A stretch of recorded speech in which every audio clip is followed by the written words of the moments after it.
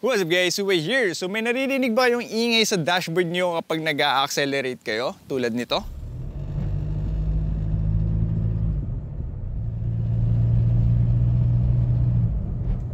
Di ba nakakairita? Apparently, issue to ng mga 2022 year model Hilux, especially itong Hilux Conquest. Actually, dalawa na na-experience ko na ingay sa dashboard, pero ito yung isa kapag nag-a-accelerate. Yung isa naman kapag nalulubak. Pero dito muna tayo sa isa. Ang salarin ay yung heater core hose dito sa engine bay. Ayan, yan yung nagko-cause ng ingay, yung heater hose na yan. Yung dalawa na yan. Papunta ng firewall or ng dashboard. Kaya makikita nyo dito, nakadugtong siya dyan. So, paano nagko-cause ng ingay itong hose na to, ano? So, nung dinala ko to sa kasa, nung nag-claim ako ng warranty para palitan nila, ang explanation sa akin ay mabilis daw tumigas yung hose. So, instead na ma-absorb or mabawasan yung vibration na nanggagaling sa engine, nililipat niya to sa dashboard, ano? So, yun yung cause kung bakit nagkakaroon ng ingay sa dashboard. Alright, so saan ko pinagawa at anong ginawa nila dito, ano? So, as mentioned earlier, binalik ko to sa kasa dahil under warranty pa naman yung Hilux. So, yun, ang ginawa nila dito, since heater core hose nga yung problema, pinalitan lang nila yung mismong hose na yun, ano? Ng bago, ng mas improve ata. So, yun, wala na siyang ingay ngayon. And ang gusto ko lang maibigay na advice sa inyo, kapag may mga defects kayo nakita or issue na nakita sa sasakyan nyo and under warranty pa naman siya, usually warranty is like 3 to 5 years, dalhin nyo sa kasa.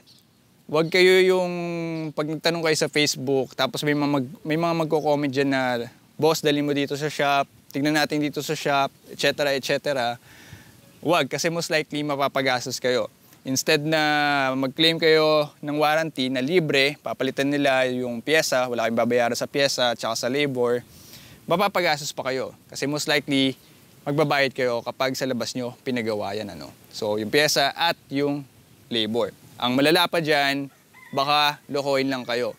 Instead na maayos yung problema, lalo lang lumala. Or may iba na namang issue na lumabas dahil, yun nga, sirani ko sila.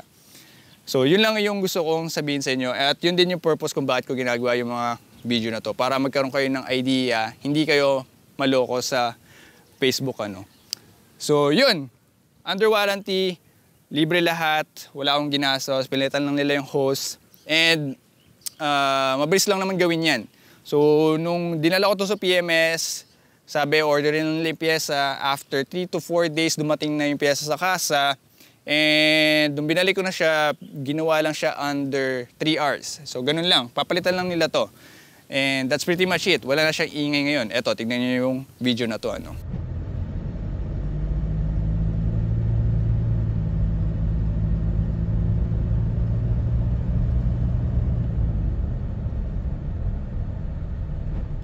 And lastly, para medyo malaman-laman na din yung video na to, since nandito ka na, yung isa pang ingay na naririnig ko sa dashboard. And pretty common din to, nakikita ko rin to sa Facebook group. So kapag may narinig ka na ganitong ingay,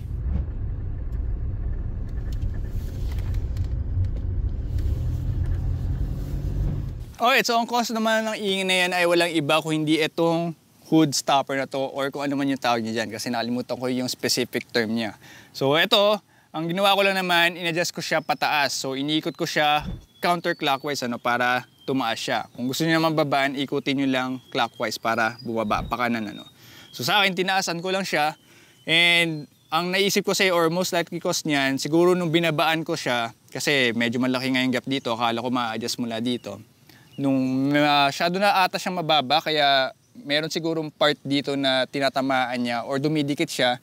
And kapag nalulubak, syempre, nagtatamaan yung parts na yun, nalilipat ngayon yung ingay na yun o yung vibration na yun sa dashboard. So, ano lang naman yan, educated guess. So, most likely yun yung naisip kong reason. So, tinaasan ko lang ulit to para wala siyang part na nadidikit dito. Hindi siya dumidikit sa mga parts dito, ano. So, yun lang. Adjust mo lang to para matanggal yung ingay na pinarinig ko sa inyo kanina, ano. Alright guys, so that's pretty much it. So ngayon wala nang ingay dito sa dashboard kapag nag-accelerate at kapag dumadaan sa lubak or nalulubak, ano. So inayos na natin yung dalawang problema doon sa engine bay and we could now finally drive in peace. Wala nang nakakaritang ingay dito sa dashboard. So yeah, sana nakatulong tong video na to sa inyo, lalo na sa mga Hilux users. And don't forget to like and share this video sa mga kaibigan yung naka-Hilux rin. Baka ganito rin yung issue nila, no? So eto na yung kasagutan bago pa sila mabaliw sa ingay ng dashboard nila, no? And kung hindi ka pa nagsasubscribe, mag-subscribe ka na, no? For more car-related contents in the future. So for the meantime, panoorin nyo muna yung mga ibang vlogs ko, especially yung suspension upgrade nitong Hilux, ano? So yeah, so guys, thanks for watching and see you on the next vid. Bye!